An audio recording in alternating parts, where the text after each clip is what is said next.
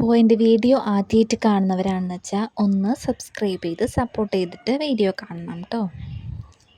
Social സയൻസിൻ്റെ 5ാമത്തെ ചാപ്റ്ററായിട്ടുള്ള കൾച്ചർ ആൻഡ് കൾച്ചറൽ ഡൈവേഴ്സിറ്റി എന്ന ചാപ്റ്ററാണ് നമ്മൾ നോക്കുന്നത്. അപ്പോൾ ഇതിൻ്റെ ഹെഡിങ് എന്താണ് മലയാളത്തിൽ?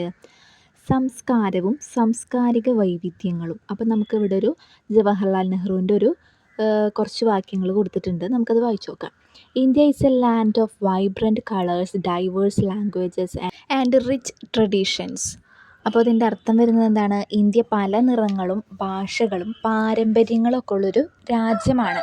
ഇനി അടുത്തത്, from the snow capped Himalayas in the north of the vast seas in the south, each region boasts its own unique culture.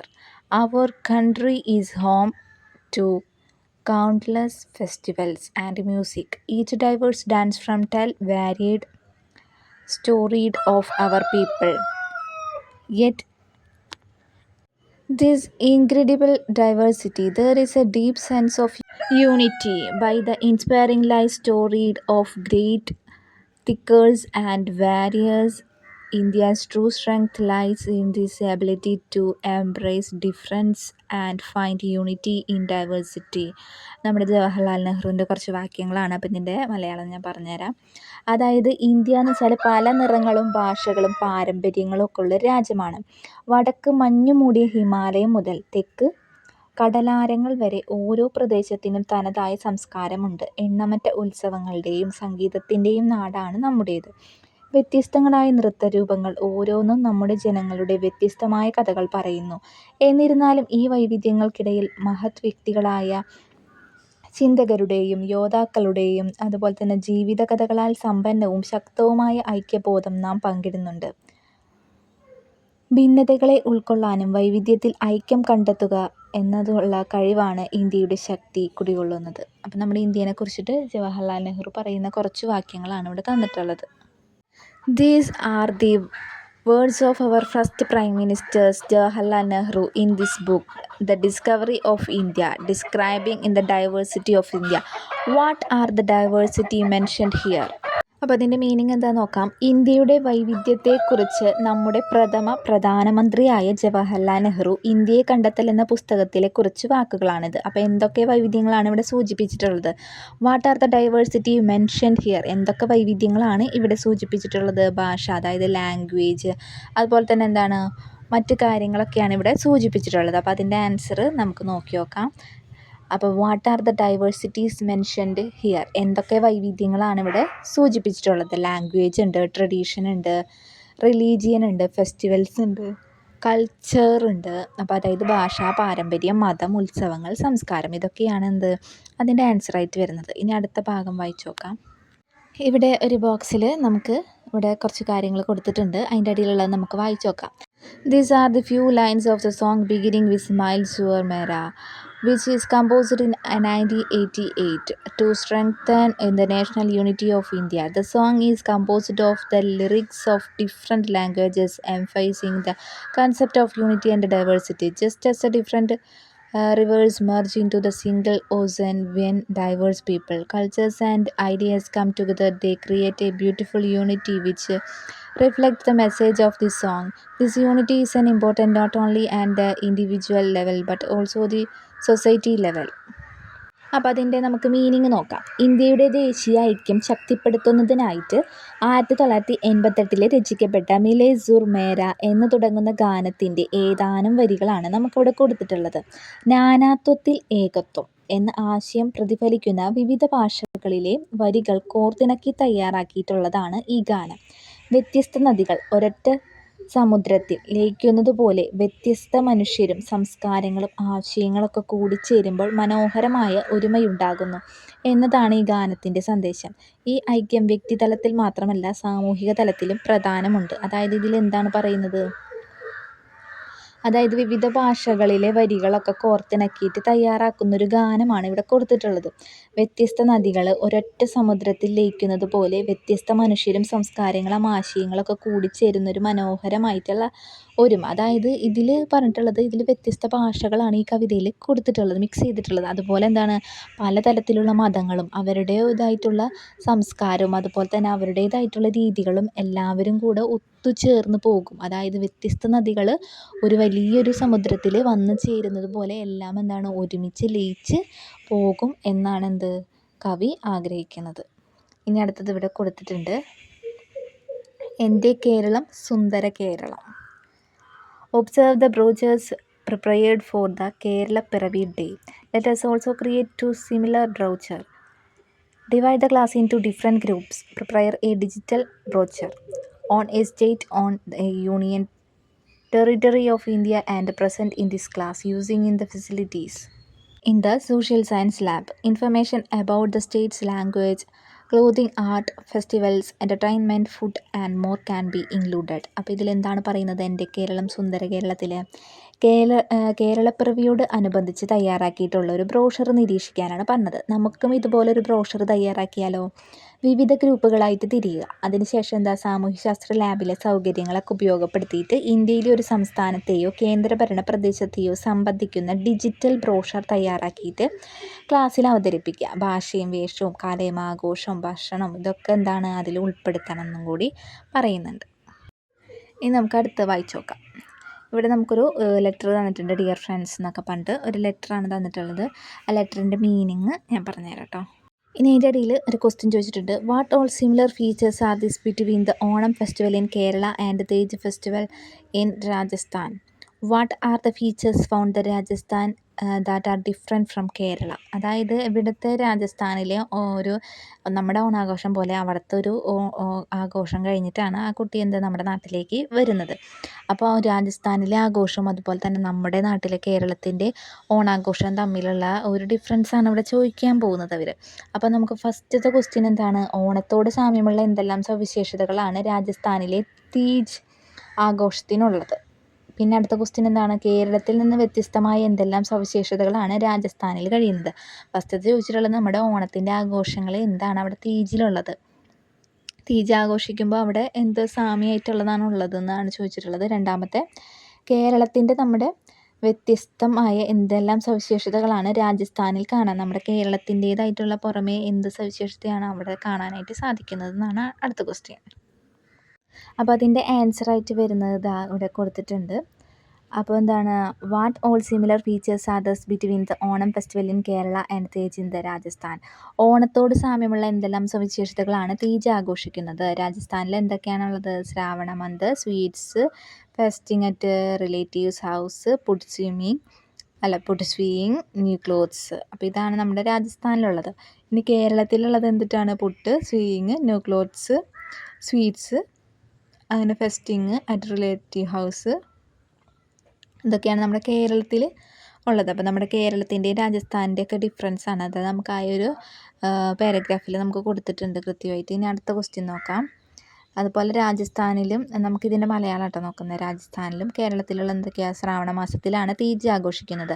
മധുരപലഹാരങ്ങൾ, ഊഞ്ഞാൽ, പുതുവസ്ത്രം, ബന്ധുവീടുകളിലൊക്കെ വിരുന്ന് പോകുന്നു, അതൊക്കെയാണ് രാജസ്ഥാനിലുള്ളത്. കേരളത്തിലോ ചിങ്ങമാസത്തിലാണ് നമ്മൾ ഓണാഘോഷിക്കുന്നത്. പുതിയ വസ്ത്രം, അതുപോലെ തന്നെ ഊഞ്ഞാൽ, മധുരപലഹാരങ്ങൾ, അതുപോലെ തന്നെ വിരുന്നിന് വേണ്ടിയിട്ട് എന്താണ് വീടുകളിലൊക്കെ പോകുന്നു. അപ്പോൾ നമുക്കിതിൽ രണ്ടിലും സാമ്യമുള്ളത് ഏതൊക്കെയാണ്? മിക്കത് സാമ്യം ഉണ്ടല്ലേ, ബന്ധുവീട്ടിൽ പോകുന്നുണ്ട്, അതുപോലെ തന്നെ പുതിയ വസ്ത്രം ഇടുന്നുണ്ട്, ഊഞ്ഞാലും നമ്മളിവിടെ ആടുന്നുണ്ട്. പിന്നെയോ ചിങ്ങമാസത്തിലാണ് നമ്മൾ ഓണാഘോഷിക്കുന്നത്, അവർ ശ്രാവണ മാസത്തിലാണ് ആഘോഷിക്കുന്നത്. അതാണ് അതിലൊരു ഡിഫറൻസ്. ഇനി അടുത്ത ക്വസ്റ്റ്യൻ നോക്കാം. What are the features found the Rajasthan different from the Kerala? കേരളത്തിൽ നിന്ന് വ്യത്യസ്തമായ എന്തെല്ലാം സവിശേഷതകളാണ് രാജസ്ഥാനിൽ കാണാൻ കഴിയുന്നത്? അപ്പോൾ അതിൻ്റെ ആൻസർ ഇവിടെ കൊടുത്തിട്ടുണ്ട്. അതിൻ്റെ മീനിങ് എന്താണ്? പുഷ്കർമേള, ഗജമേള, ശിവനും പാർവതിയും തമ്മിലുള്ള പ്രണയഭക്തി. കേരളത്തിലാണെന്ന് വെച്ചാലോ വള്ളംകളി, പൂക്കളം, 10 ദിവസത്തെ ആഘോഷമാണ് നമ്മുടെ ഓണം എന്ന് പറയുന്നത്. അപ്പോൾ അതിൻ്റെ ആൻസറായിട്ട് വരുന്നത് ഇത് രണ്ടുമാണ് കേട്ടോ. ഇനി നമുക്ക് അടുത്തത് നോക്കാം. മൈ പ്ലേസ് എന്ന് പറഞ്ഞിട്ട് ഇവിടെ തന്നിട്ടുണ്ട്. Food, clothing, language, festival, entertainment, mountain. അതായത് എൻ്റെ നാട്, മൈ പ്ലേസ് എൻ്റെ നാട്, പിന്നെ ഭക്ഷണം, വേഷം, ഭാഷ, ആഘോഷം, വിനോദം, സ്മാരകം. അതായത് നമുക്ക് നമ്മുടേതായിട്ടുള്ള നമ്മുടെ ഒരു ശൈലി അനുസരിച്ച് അതിൻ്റെ ആൻസർ എഴുതാം. നമ്മുടെ ഒരു ജീവിത സാഹചര്യം അനുസരിച്ച് എന്ത് ചെയ്യുക, നമ്മുടെ ജീവിതം എങ്ങനെയാണ്, നമ്മുടെ ഭാഷ എന്താണ്, നമ്മുടെ വേഷം എന്താണ്, അപ്പോൾ അതേ നമ്മുടെ ആൻസർ കൂടെ കൊടുത്തിട്ടുണ്ട്. ഫുഡ് എന്ന് വെച്ചാൽ എന്താ, ഭക്ഷണം, റൈസ്, ഫിഷ്, ചിക്കൻ, ഇതൊക്കെയാണ് നമ്മുടെ ഒരു കേരളത്തിലുള്ള ഒരു ഫുഡ് ഐറ്റംസ് എന്ന് പറയുന്നത്. പിന്നെ ക്ലോത്തിങ്, വേഷം എന്താണ്, സാരി, അതുപോലെ തന്നെ ഷർട്ട്, മുണ്ട്, ഇതൊക്കെയാണ് നമ്മുടെ മലയാളീസിൻ്റെ. ലാംഗ്വേജ് എന്ന് വെച്ചാൽ എന്താണ്, മലയാളമാണ്. ഫെസ്റ്റിവൽ എന്ന് വെച്ചാൽ ഓണം, ക്രിസ്മസ്, വിഷു, ഇതൊക്കെ നമ്മുടെ ആഘോഷങ്ങളാണ്. എൻ്റർടൈൻമെൻറ്റ് എന്ന് വെച്ചാൽ തിരുവാതിര, അതൊക്കെയാണ്. പിന്നെ നമുക്ക് അടുത്തത് നോക്കാം. Our culture is formed by the factors such as our food, clothing and language. The way we are think and act also part of culture. Culture is a something when inherit traditionally as the members of the society. All the achievements of the humanity can be termed as the culture. അപ്പോൾ ഇതിൻ്റെ meaning എന്താണ് വരുന്നത്, നമ്മുടെ ഭക്ഷണവും അതുപോലെ തന്നെ വേഷവും ഭാഷയും തുടങ്ങിയതൊക്കെ ചേർന്നതാണ് നമ്മുടെ സംസ്കാരം രൂപപ്പെടുത്തുന്നത്. നാം ചിന്തിക്കുകയും പ്രവർത്തിക്കുകയും ചെയ്യുന്ന രീതിയും സംസ്കാരത്തിൻ്റെ ഭാഗമാണ്. സമൂഹത്തിലെ അംഗങ്ങൾ എന്ന നിലയിൽ നമുക്ക് പരമ്പരാഗതമായിട്ട് ലഭിക്കുന്നതാണ് സംസ്കാരം. മനുഷ്യരുടെ എല്ലാ നേട്ടങ്ങളും സംസ്കാരം എന്ന് പറയുന്നു. നമ്മുടെ സാഹചര്യം അനുസരിച്ച് നമ്മൾ ജീവിക്കുന്നു, നമ്മൾ പെരുമാറുന്നു, നമ്മുടേതായിട്ടുള്ള കാഴ്ചപ്പാടിനെയാണ് നമ്മൾ സംസ്കാരം എന്ന് പറയുന്നത്. ഇനി സംസ്കാരം എന്ന് വെച്ചാൽ എന്താണ്, കൾച്ചർ എന്നാൽ എന്താണ് എന്ന് ചോദിക്കും നമ്മളോട്. അപ്പോൾ നമുക്ക് അതിൻ്റെ ആൻസർ എന്താണ് വരാം.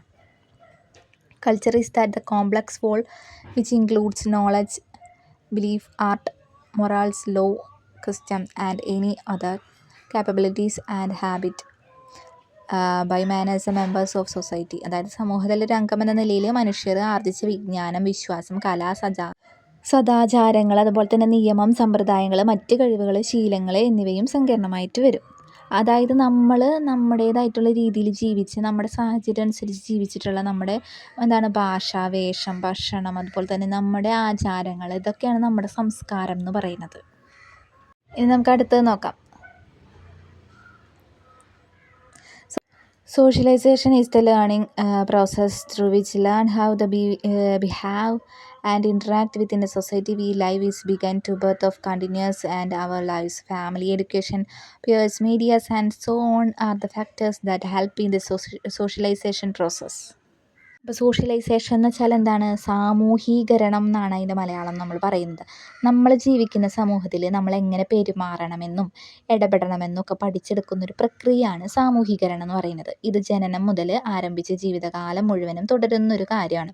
കുടുംബവും അതുപോലെ തന്നെ വിദ്യാഭ്യാസവും കൂട്ടുകാരും മാധ്യമങ്ങളും തുടങ്ങിയ എല്ലാം സാമൂഹീകരണ പ്രക്രിയയിൽ സഹായിക്കുന്ന ഘടകങ്ങളാണ്. അത് നമുക്ക് നമ്മുടേതായിട്ടുള്ള രീതികളൊക്കെ നമ്മൾ എവിടെ നിന്നാണ് പഠിക്കുന്നത്, നമ്മൾ ഓരോ കാര്യങ്ങൾ പഠിക്കുന്നത് എവിടെ നിന്നാണ്, കൂട്ടുകാരിൽ നിന്ന്, അതുപോലെ തന്നെ എന്താണ് മാധ്യമങ്ങളിൽ നിന്നും, അതുപോലെ തന്നെ വിദ്യാഭ്യാസവും കുടുംബവും, അതുപോലെ തന്നെ നമുക്ക് അറിവ് ലഭിക്കുന്ന കാര്യങ്ങളിൽ നിന്നൊക്കെ നമുക്ക് എന്താ ഓരോ കാര്യങ്ങൾ നമ്മൾ പഠിക്കുകയാണ്.